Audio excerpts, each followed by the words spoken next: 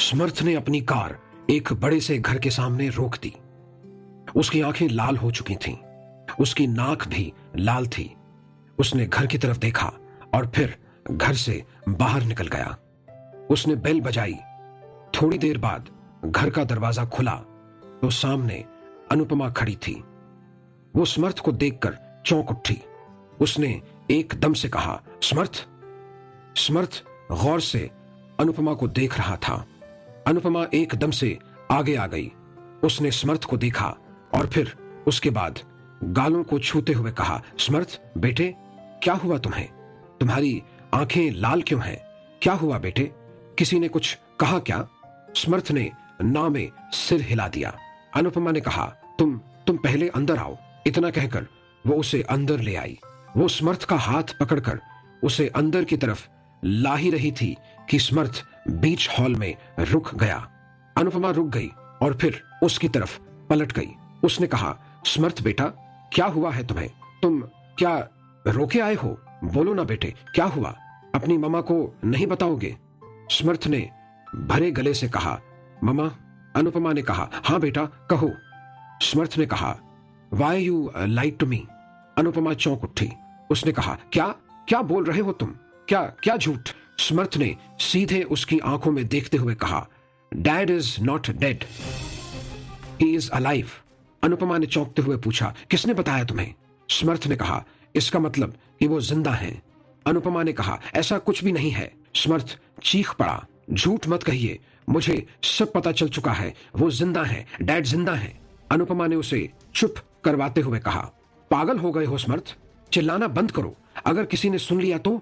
समर्थ ने कहा, क्यों किया आपने ऐसा? बोलो ना मम्मा, क्यों किया? किस लिए किया आपने ऐसा?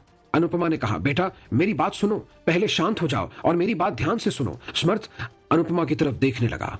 अनुपमा ने कहा, हमने जो भी किया वो सब तुम्हारे लिए किया है, ठीक है? सब तुम्हारे लिए है।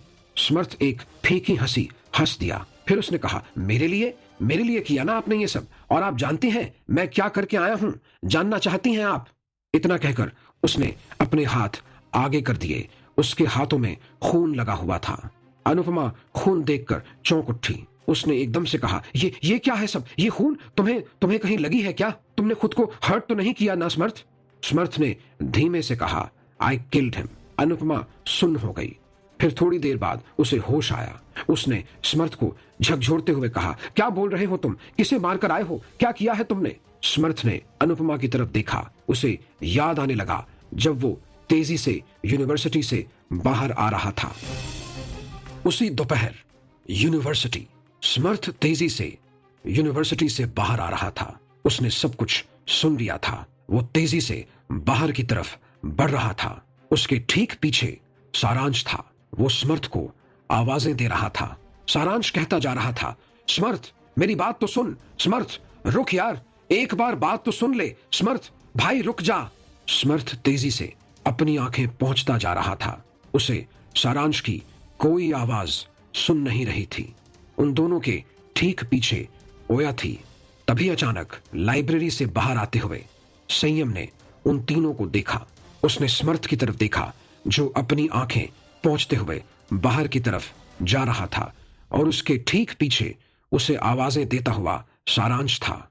उसने ओया को आवाज दी, ओया। ओया रुक गई। सारांश और समर्थ आगे चले गए। संयम ने उसके पास आकर कहा, ओया समर्थ को क्या हुआ है? वो कहां जा रहा है? ओया ने कहा, समर्थ एक्चुअली उसे कुछ ऐसा पता चला है जो उसे शायद नहीं पता चलना चाहिए था। It's all my fault. मुझे पहले ही सोच लेना चाहिए था इसके बारे में। संयम ने एकदम से कहा, कहीं उसके डैड के बारे में तो नहीं? ओया ने उसकी तरफ हैरानी से कहा, तुम्हें इस बारे में कैसे पता?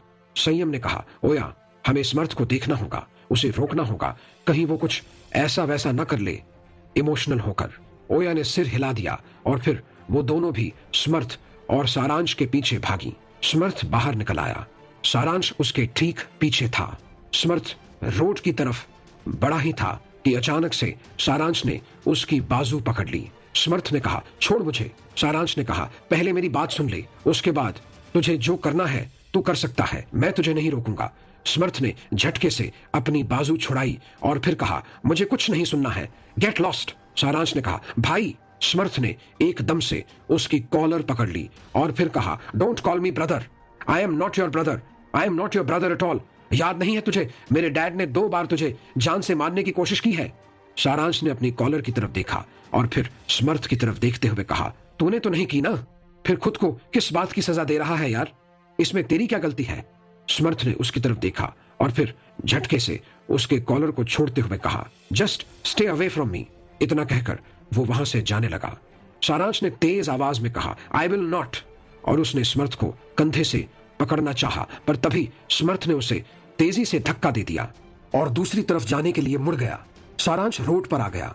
अचानक से सामने से एक गाड़ी उसके ठीक सामने आ गई। सारांश ने अपने आगे हाथ अड़ा दिया। ओया की तेज आवाज आई, सारांश।